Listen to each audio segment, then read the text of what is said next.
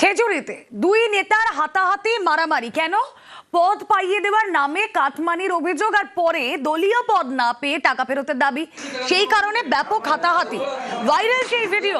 টাকা ফেরত চাওয়ায় পার্টি অফিসে বচসা যে ছবি আপনারা দেখছেন, তর্কাতর্কির পর এলোপাথারি, চর, কিল, ঘুষি। কথা বলবো প্রতিনিধি সুজিত ভৌমিক রয়েছেন সঙ্গে। সুজিত, দেখো যে ছবি দেখাচ্ছি সেখানে কিন্তু দুইজনই তৃণমূল নেতা এবং দুজনই স্বীকার করছেন এই যে মারামারি হাতাহাতির কথা, অর্থাৎ কিনা এই যে ভাইরাল ভিডিও তা কিন্তু সত্য এটা বলছেন, কিন্তু বলছেন যে চাপে পড়ে, যে রাজনৈতিক বিষয় নয়, একবারে পার্সোনাল বিষয়।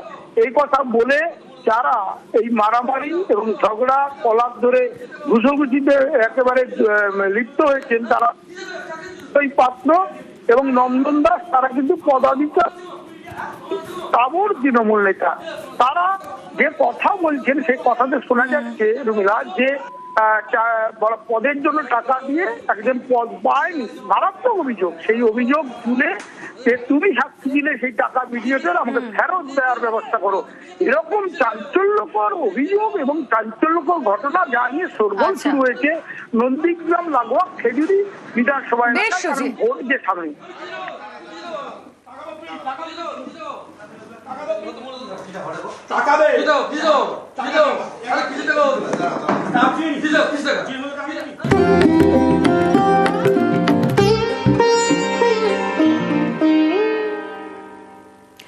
রঙিন হোক যাপন, রঙের এই উদযাপন। দোল পূর্ণিমার পুণ্যতিথিতে বেশ কিছু ছবি আপনাদের সামনে আমরা তুলে ধরছি। বিভিন্ন জায়গায় সেখানে রাঙিয়ে দেওয়ার উৎসব। রং যেন মোর মর্মে লাগে, এই কথাই যেন সকাল থেকে বলছেন আর একে অপরকে রাঙিয়ে দিচ্ছেন। বসন্ত উৎসবের এই দিন আমরা ছবি দেখাবো আপনাদের দীঘায়। 1 বছরও হয়নি জগন্নাথ মন্দির উদ্বোধনের, 2025-এর 23শে এপ্রিলের পর আজকের এই দিন। সেখানেও কিন্তু মাতোয়ারা পরিবেশ। দীঘার ছবি আপনাদেরকে দেখাবো, পাশাপাশি এখন যে ছবি আপনারা দেখছেন দীঘার ছবি, সমুদ্র সৈকতে একে অপরকে রাঙিয়ে দেওয়ার ছবি। আসুন কথা বলি, সহকর্মী পঙ্কজ দাশরথী রয়েছেন আমাদের সঙ্গে। পঙ্কজ, সমুদ্র সৈকত সেখানে আমরা দেখছি, বাবা তুমিও বেশ রেঙে রয়েছো, কেমন চলছে সেলিব্রেশন এই দোলে?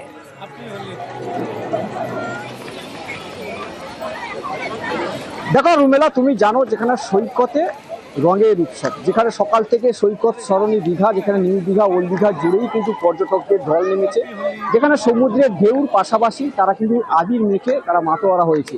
শুধু সমুদ্র সি বিচ নয়, যেখানে জগন্নাথ মন্দিরও রয়েছে, জগন্নাথ মন্দিরের সামনেও কিন্তু সৈকতে যেখানে মন্দির রয়েছে, সৈকতের পাশাপাশি মন্দির, সেখানে কিন্তু উৎসুক পর্যটকেরা তারা কিন্তু একেবারে আবির খেলায় মেতে উঠেছে।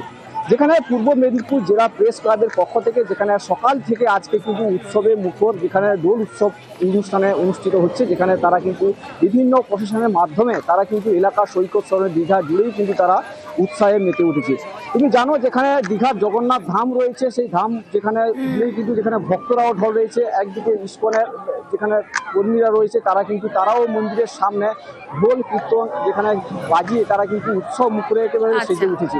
সব মিলে দীঘার সৈকতে সাজো সাজো রব, একেবারে সৈকত সরণি দীঘায় উৎসবে দোল উৎসবে মেতে উঠছে আগত পর্যটকরা। সকাল থেকে ভিড় যেমন তেমন বেলা বাড়ার সঙ্গে সঙ্গে ভিড়টা আরো ব্যাপক পরিমাণে হচ্ছে। বেশ,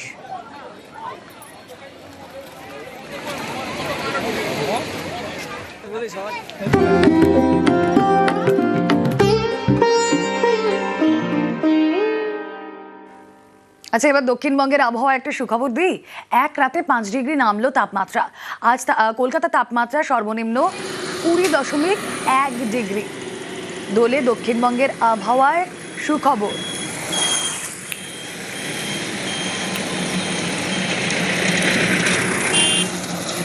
ঝাড়গ্রাম ও 2 মেদিনীপুরে হালকা বৃষ্টির সম্ভাবনা, আগামীকাল থেকে ফের চড়বে পারো।